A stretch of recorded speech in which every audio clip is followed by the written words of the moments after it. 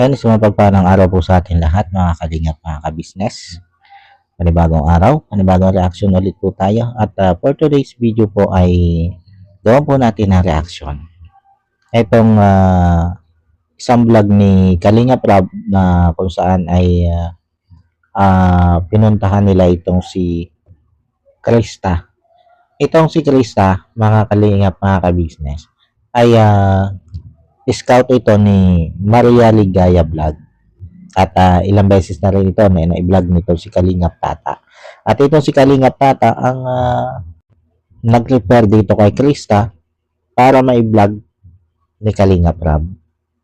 At yun, bago tayo magpatuloy sa ating gagawing reaction video na ito, ay yun, syempre ang lagi po nating paalala, mga Kalingap, mga kabisnes, na patuloy lang po nating suportahan ang ama ng Kalingap na walang iba nga po kundi si Kuya Bal Santos Matubang. At gano'n na rin po ito si Kalingap Rab at syempre gano'n din si Ate Edna Vlog ang may bakay ni Kuya Bal Santos Matubang. At syempre gano'n na rin po ang may bahay nitong si Kalingap Rab na si Ma'am Jack Tapia Matubang. At yung mga Kalingap, mga kabisnes, patuloy din po natin suportahan ang lahat ng Kalingap partners at lahat ng Kalingap reactors. At wag din po natin kakalimutan suportahan, mga Kalingap, mga kabisnes, ang Kabisnes Official, Papa Dins TV, at Kabisnes Family. Yan. At yan, tuloy na po tayo dito sa ating reaction video. Patungkol nga po dito sa pagpunta nila Kalingap Rab dito kay Krista. Ito mga Kalingap, mga kabisnes, bago lang ito na na-vlog nitong si Kalingap Rab. At sabi ko nga kanina, ang nagbablog talaga dito ay si Kalingap Tata at saka itong si Maria Ligaya.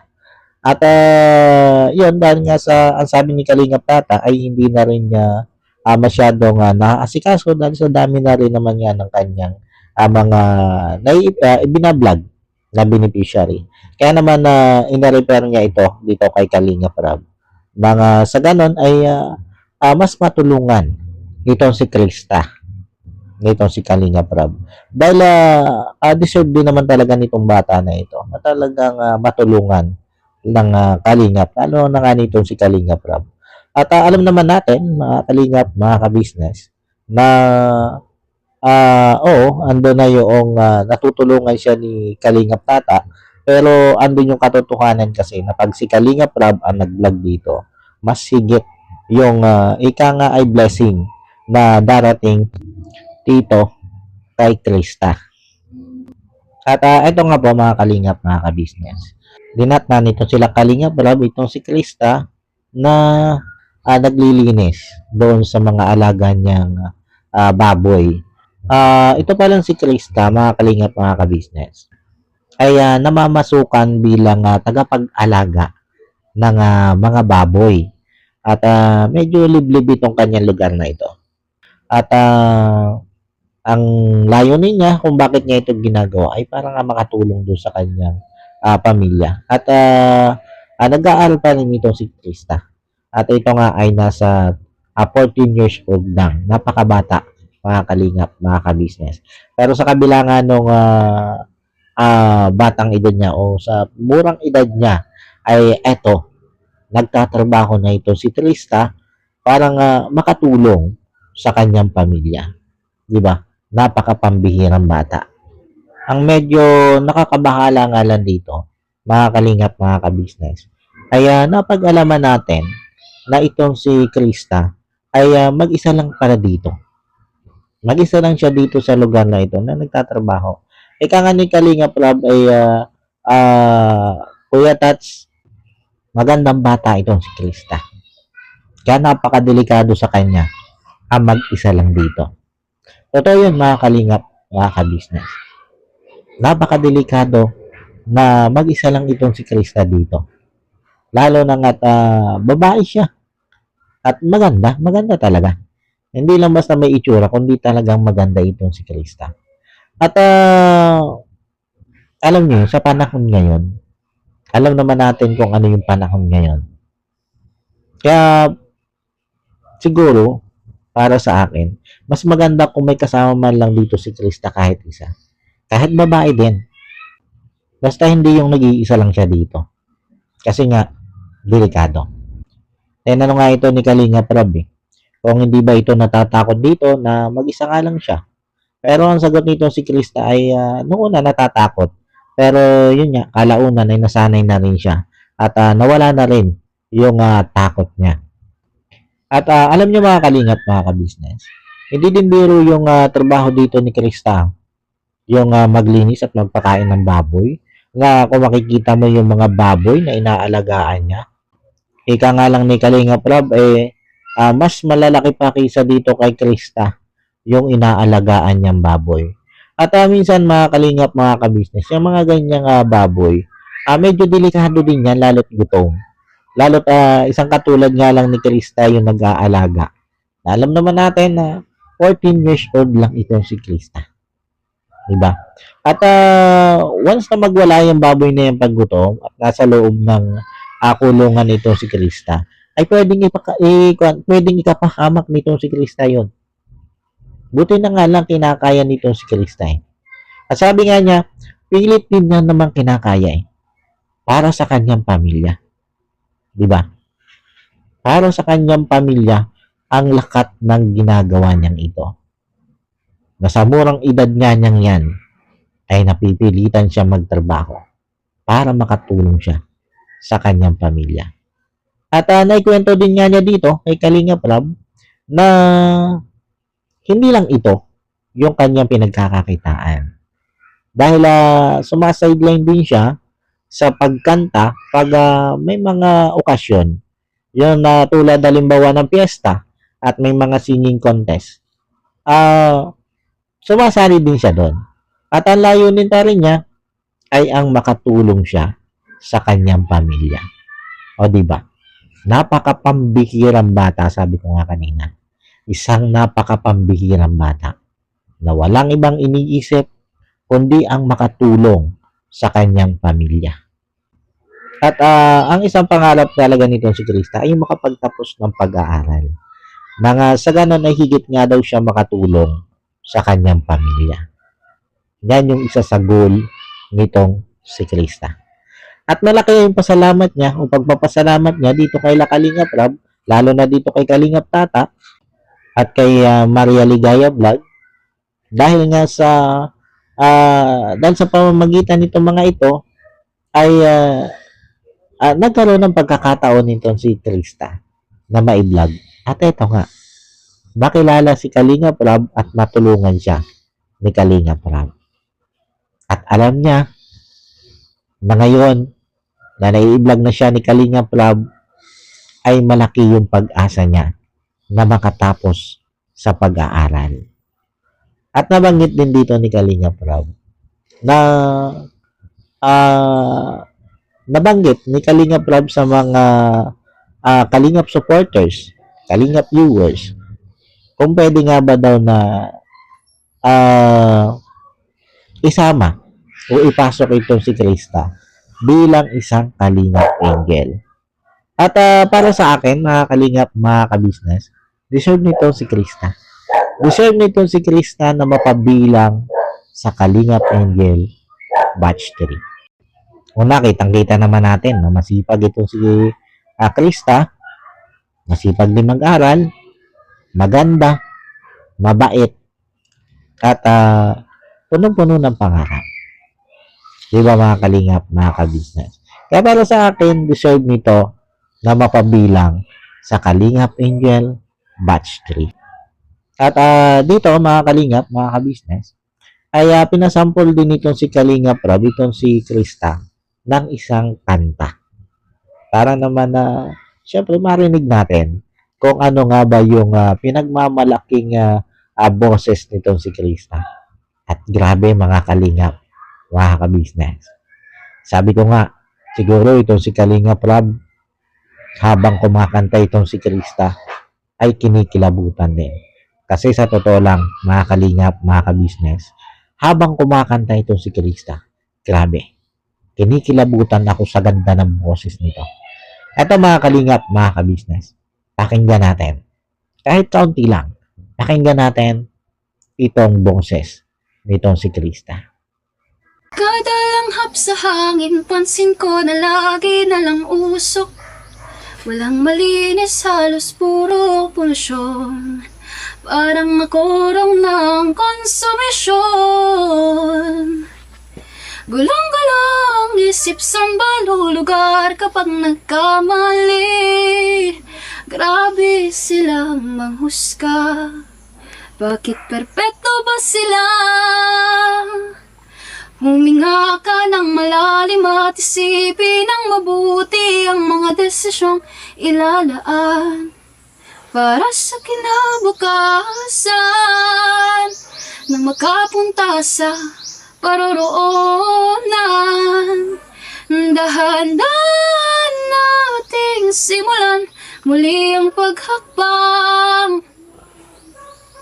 Dahan-dahang tumingin sa salamin upang makita ang ating kagandahan. Dahan-dahang iangat ang muka upang makita ang ating kagandahan. Dahan-dahang iangat ang muka upang masilayan ng mga taong ika'y di pinapahalagahan. O pagod ka na, pero di ka nag-isa, kaya't lumaban ka at sabihin, ako naman muna. Wow! Grabe, no? Grabe kaganda yung boses ng batang ito. Alam nyo, may future to eh. May future ito maging singer. Kasi ang ganda talaga ng boses niya, mga kalingap, mga kabisnes. Sabi ko nga sa inyo, habang pinapakinggan ko yung kanyang boses, yung kanyang kanta, grabe. Kinikilabutan talaga ako. Promise. At alam ko, ay karamihan sa atin na nakarinig ng boses ng batang ito ay kinilabutan. Di ba mga kalingap, mga kabisnes? Sabi ko nga, ang naalala ko dito, ang naalala ko sa boses na ito, ay yung si Esang, yung kumanta ng Marawi. Yun yung aking napipil habang pinapakinggan ko siya. Yun yung naaalala kong isang bata na kumanta na talagang sobrang hinangaan ko. Sobrang hinangaan ko yung boses. Kung ano yung naramdaman kong kilabot nung kumakanta si Esang, lalo na nung kinakanta na ni Esang yung Marawi, ganun din yung kilabot na naramdaman ko dito habang kumakanta itong si Krista. Di ba mga kalingap, mga kabisnes? Grabe ang galing. Partida pa yan. Wala pang tugtog yan. Akapela pa lang yan. Pero ganyan na kaganda ang ibinibigay niyang boses. Eh di lalo na kung may tugtog yan. Lalo nang gumanda ang timbre niyan. Di ba, mga kalingap, mga kabisnes? Nagbiro pa nga dito si Kalingap Rob eh, na huwag kayo kang kakanta dito ng ganyan. Kasi baka mapagkamalang kang engkantada, di ba? Kasi ang ganda nga ng boses. Tapos, ang ganda din ng batang ito, maputi. At pag nga may basta-basta nakarinig dyan, malakas ang paniniwala sa mga engkanto eh, engkantada eh, baka nga papagkamalan, di ba?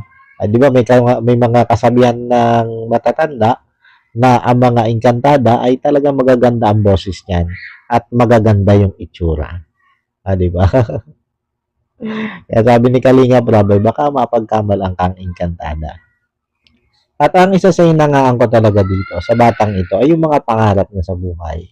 Kasi pangarap nitong maging stewardess eh. Medyo mataas-taas yung pangarap. Pero yun nga, ang lakat ng pangarap ng yan ay dahil yan sa gusto niya matulungan yung kanyang pamilya. Kumbaga, ang dulo ika nga ng kanyang pangarap ay para makatulong sa kanyang pamilya. At ang isa sa motivation niya, isa sa inspirasyon niya sa kanyang mga pangarap na ito ay yung kanyang lolo na namayapa na. Kasi sabi nitong si Krista, ay nung nabubuhay pa daw yung kanyang lolo, ay punong-puno ito ng pangarap para sa kanya. Kaya nga lang, ay nung nakaraang taon lang, ay namayapa yung kanyang lolo. At ang gusto niya, lahat ng pangarap ng kanyang lolo sa kanya ay matupad niya. Yun yung pangarap niya. At gusto rin niya na matulungan yung naiwang asawa ng kanyang lolo, yung kanyang lola. Isa din yun sa pangarap niyang gawin o gusto niyang gawin ang matulungan yung kanyang lola. Sabi ko nga, iba yung bait nitong batang ito. Iba yung bait niya. Kasi alam nyo, mga kalingap, mga ka-business, sa taas ng pangarap niya ngayon, hindi lang yun para sa sarili niya. Kumbaga, halos nga itsapuera na niya yung sarili niya eh. Doon sa pangarap niya. Kundi, kaya gusto niya matupad lahat ng kanyang pangarap ay para nga sa pamilya niya. Kumbaga, pangunahin sa pangarap niya ay yung pamilya niya. Diba? At isang katangian yan ng isang batang mabait. Ng isang taong mabait. Diba mga kalingap, mga ka-business? At sana nga, sana'y matupad niya ang lahat ng kanyang pangarap na ito. Sa tulong siyempre ng kalingap. Sana matupad niya ang lahat yan. At yung paano po mga kalingap, mga ka-business, siguro hanggang dito na lang muna po itong ating reaction video na ito. At yun, maraming salamat po sa patuloy na sumusuporta sa aking mga nire-reaction ng video. Maraming salamat po. At yung bago po tayo tuluyang magtapos ay syempre, lagi po natin paalala na wag lang po natin kakalimutang patuloy na suportahan ang ama ng kalingap na walang iba nga po kundi si Kuya Bal Santos Matubang. Ganon din po si Kalingap Rab at si Ate Edna Vlog na may bahay nitong si Kuya Bal Santos Matubang. At ganon din po ang may bahay ni Kalingap Rab na si Ma'am Jack Tapia Matubang. At ganon din po ang lahat ng Kalingap partners at lahat ng Kalingap reactors. Support po natin yan. At isama na rin po natin sa ating patuloy na susuportahan ang Ka-Business Official, Papa Dins TV at Ka-Business Family. At ganon din po ang kanyang mga kagwang o mga kagwang nito si Ka-Business. At makisuportahan din po mga kalingap, mga Ka-Business, ang aking mga kasamang reactor dito sa Ka-Business. At ganon din po mga kalingap, mga Ka-Business, makisuportahan din po si Etsme Bebang Official. Ganon din po si Mama Erlinda Official Vlog, Blessful Balance, Pretty Mine 143, LBOFW Abu Dhabi, Nana Channel TV, Nora Mix Vlog, Dindin Mix Vlog, at Jewel Channel, at Best Friend Italy. Yan, pasupport po yan mga kalingap, mga ka-business. At yun, muli po ay maraming salamat po mga kalingap, mga ka-business. At God bless us all. And I love you all. Bye-bye.